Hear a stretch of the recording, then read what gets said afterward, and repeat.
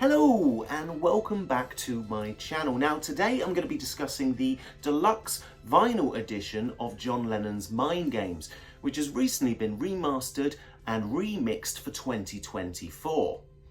Now, I know I'm a little late to this party, but as an avid vinyl collector, I wanted the dust to settle first before I gave my review. Disclaimer time.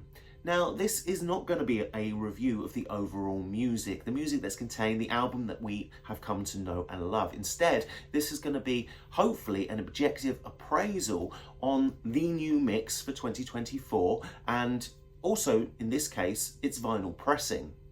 As you can also see, I've also got an alternative copy, which I'm going to be using for comparison purposes only. So, before we start, if you'd like to click that like button or even subscribe to my channel for more Beatle-related reviews, that would be much appreciated.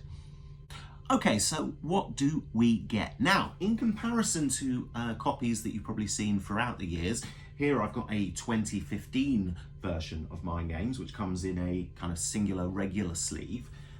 What we get for the deluxe edition is we get a gatefold sleeve, which is a slightly different contrast on the front cover for a start, which is quite nice. And on the spine, just in case you weren't aware, it says these are the ultimate remixes and the outtakes. So we've got one LP, which houses the remix itself, and a secondary LP with a load of outtakes on, which I will kind of get onto a little bit later.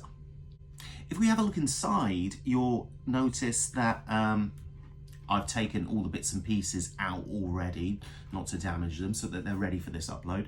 But if we open it up, you'll see this is the inside of the gatefold, where we get a lot of track information regarding what's on LP1 and LP2. We also get a lovely picture of John and Yoko there, so that's very nice. And like I mentioned earlier, the contrast of the picture on the front and the contrast of the back, obviously the back has more information than you would normally associate with this record. It looks lovely and it's made of real quality card. Inside the record itself, you get, of course, this is LP1, which comes in its own paper or card sleeve. I've already added a little kind of safety jacket for it because I still, to this day, don't understand why vinyls come without polylined inner sleeves. I just don't get that myself, but we've got all the lyrics printed there. That's the remix housed in this one.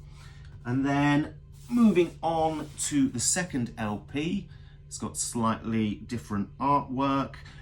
This one contains all the outtakes, and that's quite a nice photo of John there. You've got the lyrics making up his face. I'm not sure if you can see them, but they look absolutely fantastic. Now, alongside the records themselves, you get a load of freebies, which is, as a Beatle or Lennon fan, something that I'm never going to turn my head at. The first of which is a bit of an oddity. It's a 4 or 8 page booklet that looks like this. And inside there's kind of a number of bits and pieces of artwork more than anything. I'll just show you, I'll give you just a little clue. Here we go. This is the inside of this booklet. So there's not really any information to be had in this. But I suppose it's quite cool. It's quite novelty. It's quite good to have. And is perhaps a little bit more suggestive of what he was going for when he created this album. Alongside that, we get 2 postcards. Very nice addition. I mean, I don't know what I'll personally do with them, but they'll probably stay in the record sleeve for eternity. And finally, or not finally, a little passport, Citizen of Newtopia, which is really cool. And there's lots of little bits and pieces to fill out, etc. if you wish to do that. Me, myself, I'm just going to keep it. And then finally, you've got a poster that comes with it as well. It's actually made up of 3 different images, as we can see. I'm not sure if you can see that. So if you wanted to stick that on the wall, albeit, but there we go. That's the whole set in its entirety. So what do I think of the packaging? Well, I love it. I actually think it looks absolutely fantastic. I've always been quite a fan of the artwork on this, and it's nice to have a slightly meatier edition of this, whether it's for an anniversary or not. It still feels like it is celebrating the release of this record. So it's good to have within your own personal collection. So my final thoughts on packaging, well, firstly, it's nice to get a regular sized album. I know this is slightly bigger than it would traditionally be. We've got a gatefold here rather than a single sleeve, but one thing I'm particularly pleased with is that it's nice to have something in your hands that's going to fit on the shelf nice and easily, especially at a time where we seem to be inundated with ginormous box sets. Moving on to the actual remix itself. Now, like I mentioned earlier, I'm not going to talk about the songs. This, for me, if you've in the past seen my ranking of John Lennon's kind of solo output, you'll know that Mind Games is my personal favourite of the 8 albums that or 7 albums, if you will, that he released during his post-Beatle life. So in many ways you could say that I'm slightly biased, but I'm going to try and leave that bias to one side. Talking about the remix itself, the actual sound, what it does, is it any better? And for one, I can tell you, yes, it's an easy answer. This is one of the best sounding mixes of this album that you'll ever find. Now, if I compare it to this 2015 version that I've got here, it's just head and shoulders above that.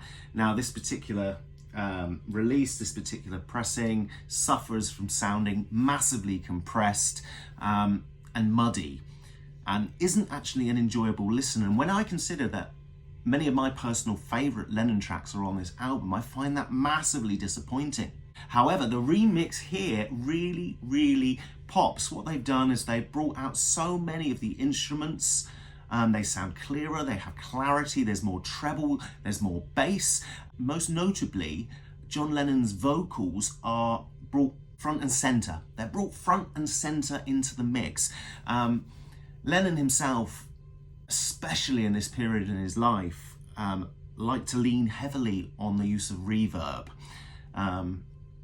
as he wasn't much of a fan of his own voice. But here that's been very much reduced, and you can hear the lyrics with clarity that you might not have heard before.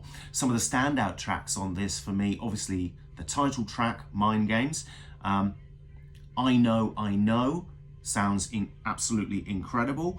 One Day at a Time, even Tight As, you can hear all the intricate bits of guitar, all the licks going on there. It just sounds absolutely incredible, and it gives a vibrancy to this album that has been sorely missing over the years. So LP2 is essentially another version of Mind Games, except this time what we're getting a number of kind of early versions or early editions of the tracks before certain elements were added, or early takes or differing takes than what we're used to, and really it's an amazing listen. I'm someone who I love collecting these box sets. I love collecting the kind of anniversary editions, remixes, etc. But one of the things that really disappoints me most of the time is that in most cases you often get kind of an LP worth of a load of kind of outtakes, bits and pieces that you'll listen to once, you'll appreciate from a historical point of view, but you're unlikely to ever return to. Now, this does not suffer from that. This is a secondary record that I will return to and listen to again and again and again, because it's kind of its own monster, its own beast, if you will. You want to listen to it. There's enough variety there, but also enough familiarity that you're going to want to return to it. And that is nice to see, because my God, yes, it's nice to have outtakes, but sometimes some of them are left better on the cutting room floor. Some notable tracks being, of course, Mind Games, Out the Blue, and You Are Here. They are kind of brilliant examples that obviously differ from the originals we're used to, but offer you something different, a different vibe, a different feeling almost, and they're very much worth a listen. So please go and check that out. Right, so up until this point I've been massively positive, but this is where the positivities end. I'm about to get quite negative because in terms of the vinyl, we have some issues. Funnily enough, if I was actually reviewing the CD version, I've not actually had the pleasure of listening to that, I've not bought that. If I'd managed to get my hands on one of the big box sets, deluxe box sets that came with a Blu-ray, etc., maybe I'd be giving a slightly different take on all this. However, I'm a vinyl collector, so what did I go and do? I went and bought the vinyl, and it's actually the vinyl pressing here that lets the whole thing down. Now, whereas previous editions of this album, like this, the 2015 version, suffered from its kind of dynamics and the issues surrounding the sound itself, the vinyl contained within this deluxe box set is poor quality. The quality control is just, it's not there.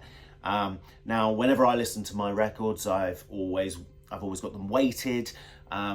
I always look after them. I always do my best to prepare the record before I actually put it on the turntable. However, we've got a number of issues with this. One being that the vinyls themselves are somewhat warped. Another being the amount of clicks and pops and surface noise. And I swear, if I wasn't using my record weight, then this record would have been skipping relentlessly. Even with it weighed down, it still struggles to kind of navigate the grooves, if you will. And I think this is a common kind of issue that's been identified with this particular pressing plant. GZ, I think they're called, in the Czech Republic. You'll have to kind of forgive me if I've got that wrong, but I'm pretty sure it's them, and they are known for quality control issues. In many ways, it's such a shame that we didn't actually have these pressed by someone a little bit more capable, if you will, like Optimal, for example, or somewhere like that, somewhere in the States or somewhere in Germany. Yeah, these are not good pressings. Now, it's a real strange one. If I was to sum up kind of my feelings on this as a purchase, if you will, something I've actually bought, then I'd say, oh yeah, great artwork, love the sleeve, love everything, love the packaging. I love what they were trying to do with the sound of the remix.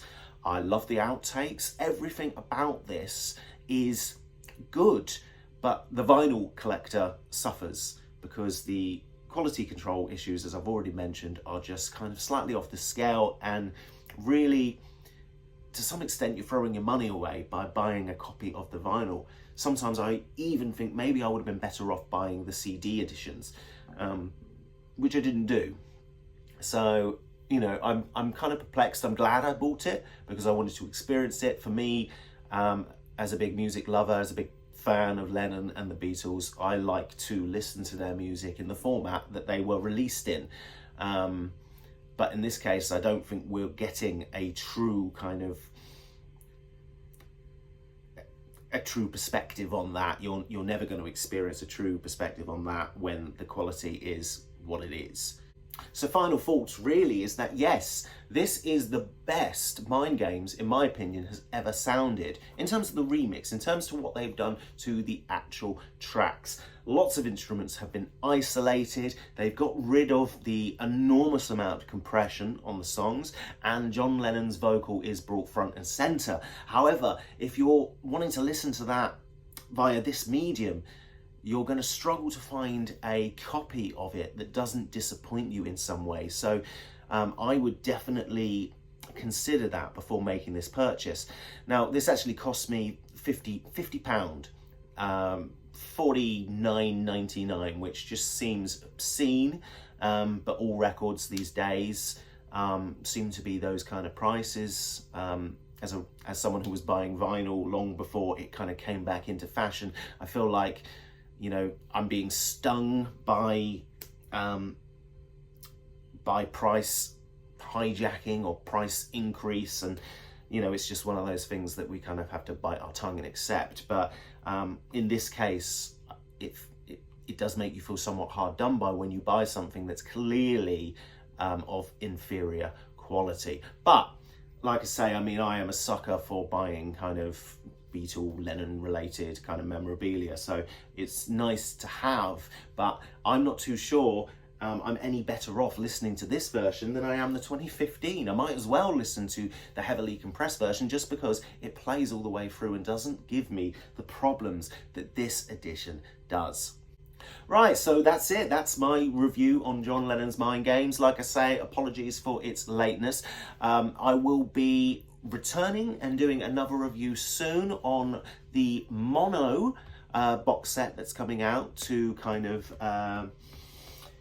to celebrate the release of the American Capitol albums. So there's going to be a box set of those coming out soon in November, I think November 22nd, and I'm hoping to get a review done of that in or around that date, so please watch out for that. But anyway, thank you ever so much for kind of tuning in, and I'll see you next time.